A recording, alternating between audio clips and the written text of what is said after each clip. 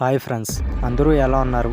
మరికొత్త horror స్టోరీతో మళ్ళీ మేము ముందుకు వచ్చేసా. స్టోరీలోకి వెళ్ళే ముందు మన ఛానల్కి ఎవరైనా కొత్తగా వస్తే సబ్స్క్రైబ్ చేసుకొని అలాగే వీడియోకి ఒక లైక్ చేయండి. మీరు ఇచ్చే ఒక్కొక్క లైక్ మన ఛానల్కి ఎంతో సపోర్ట్గా ఉంటుంది. ఇంకా ఏమాత్రం లేట్ చేయకుండా స్టోరీలోకి అయితే వెళ్ళిపోదాం.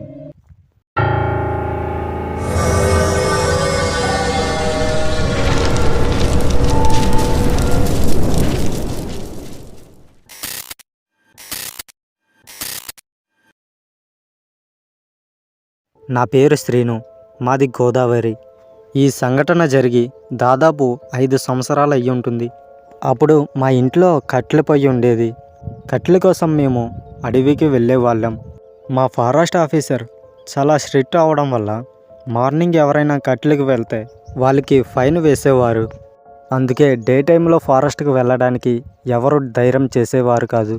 అందుకని నైట్ టైం కట్టెలు తెచ్చుకోవడానికి ఫారెస్ట్కి వెళ్ళేవారు. మా విలేజ్ నుండి ఫారెస్ట్కి వెళ్ళడానికి 1 గంట సమయం పట్టేది. ఫారెస్ట్కి వెళ్ళే దారిలో ఒక చెరువు ఉంది. అందరూ ఆ చెరువు మీదల్లే వెళ్ళేవారు. వర్షాకాలం వస్తే చెరువు మొత్తం బురదతో నిండిపోయేది. 1 గంట పట్టే ప్రయాణం 2 గంటలు అయ్యేది. అలా ఒకరోజు మా నాన్న కూడా నాతో కట్టెలకి వెళ్దామని అన్నారు. కానీ నాకు ఆ చెరువు గుర్తొస్తే చాలా భయం వేసేది. ఎందుకంటే కొన్ని నెలల ముందు ఒక ముసలాయన వాళ్ళ ఇంట్లో వాళ్ళు సరిగ్గా చూసుకోవట్లేదని ఆ చెరువులో పడి సూసైడ్ చేసుకొని చనిపోయారు. అప్పటి నుంచి నైట్ టైం కట్టెలు తీసుకొచ్చే వాళ్ళకి ఆ ముసలాడి ఆత్మ ఆ చెరువు దగ్గర కనిపించేదనే చెప్పేవారు.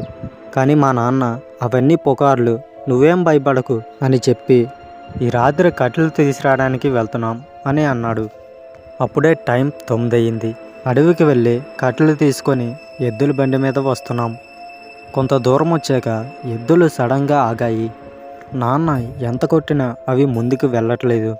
ఎవరో ముందు నుంచొని ఎద్దులని ముందుకు వెళ్ళనివ్వకుండా ఆగుతాయో అలా ఆగాయి. నాకేమీ అర్థం కాక మా నాన్నని ఇలా అడిగాను, నాన్న ఎద్దులు ఎందుకు ముందుకు వెళ్ళట్లేదు? అప్పుడు మా నాన్న, ఎద్దులకి బరువు ఎక్కువైనట్టు ఉందిరా, అందుకే వెళ్ళట్లేదు. దాదాపు ఒక 10 నిమిషాల తర్వాత ఆవులు మళ్ళీ ముందుకు కదిలాయి. మేము తిరిగి మళ్ళీ ఇంటికి వచ్చేసాం. అప్పుడు టైం 10 అయింది. మా నాన్న మా అమ్మతో చెప్తుంటే నేను చాటుగా విన్నాను. ఆ ముసలోడి ఆత్మ ఆవులకి కనిపించుంటుంది, అందుకే ఆవులు ముందుకు కదలలేదు అని మాట్లాడుకుంటున్నారు. వాళ్ళ మాటలు వినగాలే నా గుండె జల్లుమంది. ఇంకా నాకు ఆ రోజు రాత్రి అసలు నిద్ర రాలేదు. దాని గురించి ఆలోచిస్తూ ఉన్నాను. తర్వాత రోజు మా అమ్మతో నేను అడవికి వెళ్ళను అని చెప్పేశాను. దాంతో మా నాన్న ఒక్కడే ఆ రోజు అడవికి వెళ్ళారు. అప్పుడు టైం 8 అవుతుంది. నేను అన్నం తినేసి టీవీ చూస్తూ ఉన్నాను.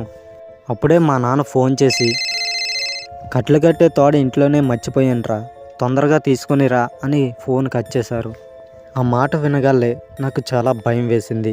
ఎందుకంటే మా నాన్నతో అడవికి వెళ్ళాలంటేనే భయం. అలాంటిది ఇప్పుడు నేను ఆ చెరువుని నేను ఒక్కనే దాటుకొని వెళ్ళాలి. అలా భయపడుతూనే తాడు తీసుకొని చెరువు కట్ట మీద నడుస్తూ వెళ్తున్నా. కొంత దూరం బాగానే వెళ్ళాను, కానీ ఒక్కసారిగా నా అడుగులు ఆగిపోయాయి. ఎందుకంటే ఆ ముసలావిడ సూసైడ్ చేసుకున్న స్పాట్కి 10 అడుగుల దూరంలో ఉన్నాను. అక్కడి నుండి ముందుకు వెళ్ళాలంటే ధైర్యం సరిపోవట్లేదు.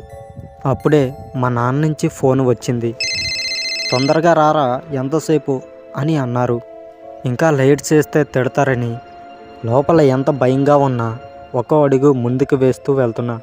అప్పుడే వెనకాల పొదల్లో నుంచి ఏదో సౌండ్ చిన్నగా వచ్చింది. ఆ సౌండ్ వినగానే నా గుండె ఆగినంత పని అయ్యింది. ఇంకా ఆ భయంతో పరిగెడుతూ ఆ చెరువు దాటేశాను. మా నాన్న దగ్గరికి వెళ్ళే వరకు నేను ఎక్కడా ఆగలేదు. ఇంకా నేను నాన్న కట్టెలు తీసుకొని ఇంటికి ఫాస్ట్గా వచ్చేసాం. కానీ మాకు ఇంటికి తిరిగి వచ్చేటప్పుడు ఆ ఆత్మ అయితే మాకు కనపడలేదు. కానీ చాలామంది చెప్పే మాటలు వింటుంటే అది నిజమే అయ్యి ఉండొచ్చు అని అనిపించింది. సో స్టోరీ ఎలా అనిపించిందో కింద కామెంట్ చేయండి. మరిన్ని స్టోరీస్ కోసం మన ఛానల్ని ఇప్పుడే సబ్స్క్రైబ్ చేసుకోండి. మళ్ళీ కొత్త వీడియోతో మళ్ళీ కలుద్దాం.